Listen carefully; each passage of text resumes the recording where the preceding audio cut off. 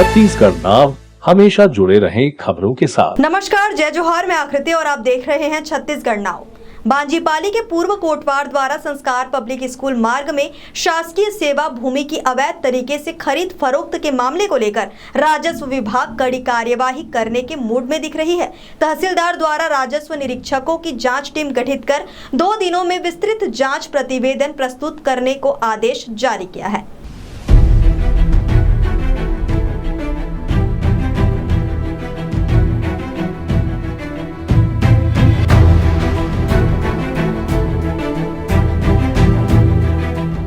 राजस्व विभाग से मिली जानकारी अनुसार शासकीय मद से दर्ज इस बेशकीमती जमीन की अवैधानिक रूप से खरीदी बिक्री करने वालों पर सख्त कदम उठाए जाएंगे और सभी दोषियों पर एफआईआर दर्ज कराया जाएगा तथा शासकीय भूमि से कब्जा मुक्त कर बेदखल करते हुए जुर्माना भी वसूला जाएगा। उक्त शासकीय सेवा भूमि को बांजीपाली के पूर्व कोटवार के पुत्र द्वारा गलत तरीके से विक्रय किया जा रहा है। पूर्व कोटवार के पुत्र ने बताया कि मेरे द्वारा जमीन नहीं बेची गई है, सिर्फ मैंने वहां लोगों को बसाया है। शासकीय सेवा भूमि की अवैध खरीदी बिक्री के मामले समाचारों में भी प्रकाशित हुए हैं, जिसके बाद राजस्व विभाग द्वारा मामले को गंभीरता से लेते हुए पूर्व विस्तृत जांच प्रतिवेदन प्रस्तुत करने आदेश जारी किया गया है तथा जांच की रिपोर्ट आते ही उचित कार्यवाही की जाएगी। कोटवारी जमीन हमारे बाप दादा पुरखों से करते आ रहे थे और वो कोटवारी ज़मीन रोड से लगी हुई थी। 4.5 एकड़ की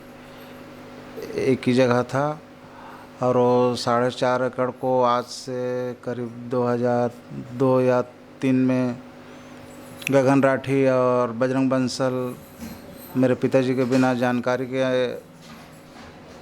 12 हिस्सा में टुकड़ा करके तबादला कर दिया।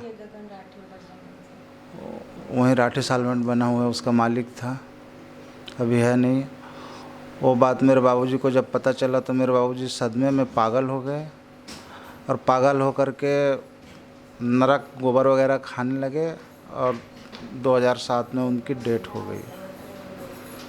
उसके बावजूद मैं नौकरी के लिए तहसीलदार साहब, एसडीएम साहब के पास में गया तो बोले कि नगर निगम में नवीन नियुक्ति नहीं है, आप बिलासपुर या रायपुर जाइए। तो मैं वहाँ भी गया तो वहाँ भी बोले कि नगर निगम में नवीन नियुक्ति का अलाउ नहीं है। उसके बाद मैं थक हार करके घर आ गया। फिर मैं अपना ज़मीन ढूंढने लगा कि मेरा कोटवारी ज़मीन कहाँ है बोल करके। तो फिर मैं तहसीलदार साहब के पास गया, उस समय तहसीलदार साहब थे। तो तहसीलदार साहब से मैं विनती की कि सर मेरा ज़मीन को कृपया दिखवाने की कृपा करें। तो शास्त्री प्रधान पटवारी को उन्होंने भेज करके मेरे को दिखवाए थे ज़मीन। तो शास्त्री प्रधान पटवारी जी आके खाली हाथ को ऐसे ऐसे बता दिया, चिन्हांकित नहीं किए थे। उसके बावजूद ये 2007-8 की बात है। और उसके बाद मैं फिर 2-3 साल फिर चुप रह गया। उसके बाद में फिर वीणा मानेकर जी पटवारी आए। तो वीणा मानेकर पटवारी जी से मैं आग्रह किया कि पटवारी साहब मेरा ज़मीन मेरे को बता दीजिए, नौकरी नहीं है तो कम से कम कमाऊँगा खाऊँगा बोल करके। तो वीणा मानेकर जी आई और बता दी।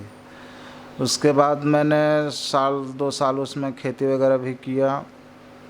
उसके बाद यहाँ का गाय गरू वहाँ घुस जाते थे, खेती को नुकसान करते थे। उसके बाद मैं आदमी को बसा दिया। लगभग कितने लोग बसे हुए हैं? लगभग उसमें 35 से 40 लोग बसे हुए हैं। पैसे भी दिए हैं वो लोग वहाँ पे ज़मीन के वजह? नहीं, मैं खाली बस आया हूँ।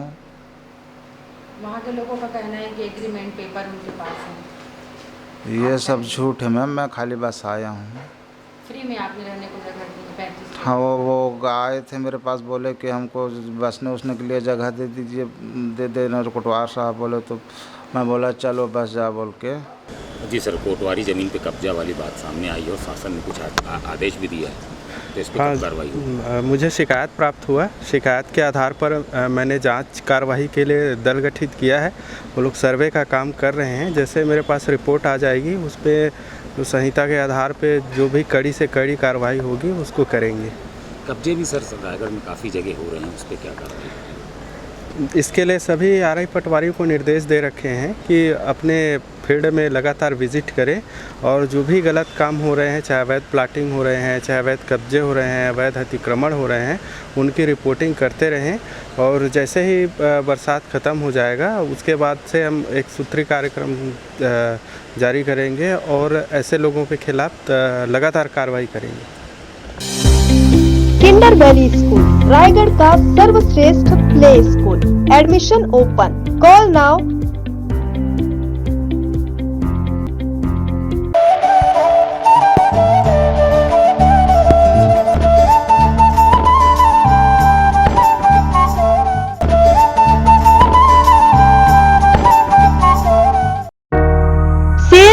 सेल लक्की प्लास्टिक दुकान। हर जरूरी सामान बहुत ही सस्ते दाम में उपलब्ध। लक्की प्लास्टिक श्याम मंदिर के सामने संजय कॉम्प्लेक्स में। आज ही सब्सक्राइब करें छत्तीसगढ़ नाव। हमेशा जुड़े रहें खबरों के साथ। छत्तीसगढ़ की हर छोटी बड़ी खबर